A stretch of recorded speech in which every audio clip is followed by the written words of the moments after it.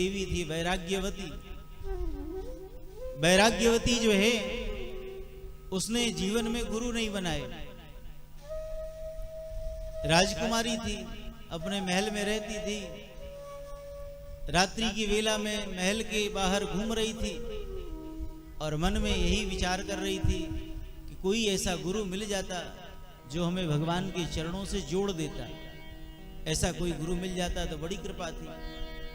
मध्य रात्रि की वेला में कोई चोर चोरी करने के लिए आया, उसने यह बात सुन ली तो उसके मन में विचार आया बड़ा सुंदर अवसर है। जो झट से उस चोर ने साधु का वेश बनाया और साधु का वेश बना करके राजकुमारी वैराग्यवती के महल में प्रवेश कर गया। वैराग्यवती ने संत को देखा तो प्रणाम किया, चरण पखारे और महाराज सुंदर शीतल जल लेकर के आई। बड़ी कृपा करी आपने, कृपा करके इस जल को आप ग्रहण करो, स्वीकार करो। उस चोर रूपी साधु ने कहा कि क्या तुमने गुरु मंत्र लिया है? उसने कहा गुरु मंत्र तो नहीं लिया है, तो हम तुम्हारे हाथ का जल नहीं पी सकते। तो गुरुदेव कृपा करके गुरु मंत्र दे दो, आप ही गुरु मंत्र दे दो, आपको मैं अपना गुरु बना लूं, लेकिन हमारे हाथ से जल तो आप स्वीकार करो। आप हमारे घर पर आए और अपने हाथ से एक गिलास जल भी आपको मैं ना दे सकूं, कितना बड़ा दुर्भाग्य होगा हमारा। तो उस चोर वेशधारी साधु ने कहा कि संतों का जो दीक्षा है वह महल में नहीं होता, वह तो वन में होता है। तो चलो तुम वन में, वही मंत्र देंगे और जितना धन है तुम्हारे पास सब बांध करके ले चलो, वही संतों का भंडारा करेंगे, संतों का भंडारा करके तुमको मंत्र देंगे। तो राजकुमारी भोली भाली उसने सारा अपना आभूषण सब पोटली में बांध लिया और बांध करके उस साधु वेशधारी चोर के साथ में रात्रि की वेला में ही वन में चली गई। उस चोर ने वन में पहुंचने पर सारा धन ले लिया और राजकुमारी वैराग्यवती को पेड़ से बांध दिया, बांध करके सारा धन लेकर के चला गया। प्रातःकालीन वेला राजा को पता चला हमारी कन्या कहाँ गई। सैनिकों को भेजा खोजने के लिए, सैनिक खोजते खोजते पहुंचे तो एक वृक्ष में बंधी हुई थी वह राजकुमारी। सैनिक खोलने लगे तो उसने मना कर दिया, हमको खोलना मत, जिसने हमें बांधा है वही गुरुदेव अब हमको खोल सकते हैं। राजा को सूचना मिली, राजा आए, राजा ने कहा बेटी तुमसे कोई भ्रम हो गया, वो तो कोई चोर था, सारा धन भी तुम्हारा ले गया, तुमको पेड़ से बांध दिया, चलो महल में। राजकुमारी ने कहा कि वह चोर नहीं, वह हमारे गुरुदेव थे, वह हमको बांध करके गए हैं और अब हम इसको, इस बंधन से वही हमारे गुरुदेव ही मुक्त कर सकते हैं। आप हमारे बंधन को छूना मत, आपको हमारी सौगंध है। राजा जो है वह भी निराश होकर के लौट गए। ऐसे वृक्ष में बंधे बंधे वैराग्यवती को 3 दिन बीत गए। भगवान नारायण यहां देख रहे थे, गुरु भक्ति गुरु निष्ठा। भगवान ने नारद जी से कहा कि नारद जी जाओ सही, वह राजकुमारी बड़ी गुरुनिष्ठ है, आप उसको समझाओ। वह कोई संत नहीं, वह तो चोर था जिसने बांध करके वह गया। श्री नारद जी महाराज आए, नारद जी को राजकुमारी ने देखा, प्रणाम किया, आपके चरणों में बारंबार प्रणाम है। नारद जी ने कहा कि हमको भगवान नारायण ने भेजा है, बेटी मैं तुम्हारे बंधन को खोलने के लिए आया हूं। तुम्हारी गुरुनिष्ठा से भगवान नारायण भी प्रसन्न हैं। वह कोई संत नहीं थे जिसने तुमको बांधा, वह तो चोर था।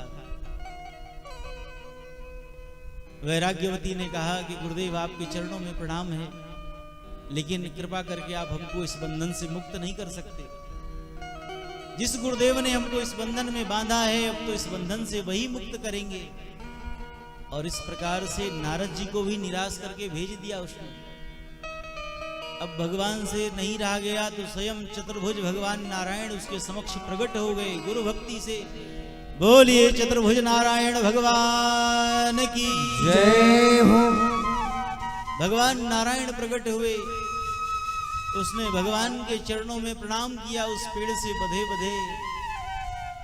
भगवान ने कहा, बेटी तुझको भ्रम हो गया, तुम्हारी गुरु निष्ठा से, गुरु भक्ति से मैं प्रसन्न हूं, लेकिन जिसने तुमको बांधा वह कोई संत नहीं, वह तो चोर था। तुम अपने महल में जाओ, हमारे स्वरूप का चिंतन करो, हमारी लीला कथा का चिंतन करो। वैराग्यवती ने कहा कि प्रभु आप बताओ, जिस गुरुदेव के में मैं निष्ठा रख करके और जिनके चरणों में निष्ठा श्रद्धा रखने के कारण आज मुझे नारद जी का दर्शन हुआ, आज मुझे स्वयं साक्षात परब्रह्म परमात्मा भगवान चतुर्भुज नारायण आपका दर्शन हुआ, तो वह गुरुदेव हमारे चोर कैसे हो सकते हैं? कृपा करके इस बंधन से आप भी हमको नहीं मुक्त कर सकते, वह तो गुरुदेव ही हमारे मुक्त करेंगे। भगवान नारायण ने नारद जी से कहा कि भैया पता लगाओ इसके गुरुदेव कहाँ हैं। नारद जी महाराज गए तो वह चोर जो है कहीं सेंध लगा रहा था। जैसे नारद जी को देखा तो डर के मारे कांपने लगा। नारद जी ने कहा, गुरुदेव चलो। उसने हाथ जोड़ लिया, मैं कोई गुरुदेव नहीं हूं, मुझसे अपराध बन गया, महाराज क्षमा करो। नारद जी ने कहा कि तुम्हारी शिष्या जब माने तब ना। लेकर के आए और जैसे ही साधु वेशधारी वह चोर जैसे आया, वैराग्यवती चरणों में गिर पड़ी। उस साधु वेशधारी संत ने उस बंधन से वैराग्यवती को मुक्त किया और सबसे पहले उसने उस अपने गुरुदेव को प्रणाम किया कि जिनके कारण हमें भगवान नारायण का दर्शन हुआ, जिनके कारण हमें श्री नारद जी महाराज का दर्शन हुआ। आपके चरणों में गुरुदेव बारंबार प्रणाम है। पुनः भगवान के चरणों में अभिनंदन वंदन किया। यह है गुरु भक्ति, यह है गुरु निष्ठा।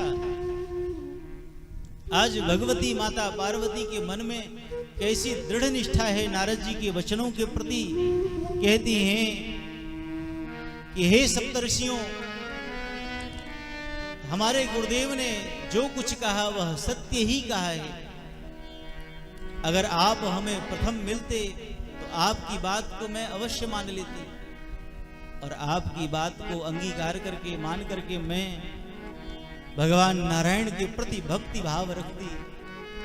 लेकिन अब तो मैं अपना जन्म भगवान शिव के प्रति समर्पित कर सकी हूं।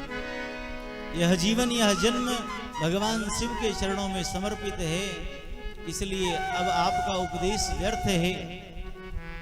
महादेव अवगुण भवन, विष्णु सकल गुण धाम, जहि कर मनोरम जाहि सन, तेहि सन काम।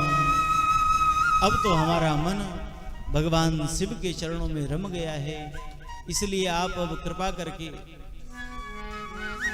हमारे ऊपर अनुग्रह करें कि भगवान शिव हमें पति रूप में प्राप्त हों। यह सुन करके सप्तर्षि बड़े प्रसन्न हुए हैं और सप्तर्षियों ने कहा कि पार्वती, हम तुम्हारी परीक्षा के लिए आए थे, चिंता मत करो, अब शीघ्र ही तुम्हें भगवान शिव पति रूप में प्राप्त होंगे। तुम अब अपने भवन को चली जाओ। भगवान की कृपा से सप्तर्षियों ने